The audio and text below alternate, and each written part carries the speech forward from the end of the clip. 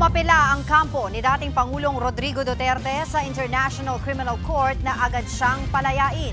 Ayon sa abogado ni Duterte na si Attorney Nicholas Kaufman, nagkamali ang pre-trial chamber 1 nang hindi nito isaalang-alang ang isang joint medical report. Yan ay matapos ideklara ng korte na fit to stand trial si Duterte. Hirap nga raw ang dating Pangulo na planuhin o ayusin ang araw-araw niyang gawain. Inilatag din daw sa medical report ang kakulangan sa executive function ni Duterte o ang kakayahan niyang magplano o magdesisyon. Dahil sa mahina umanong lagay ng dating Pangulo, imposible raw na makatakas siya.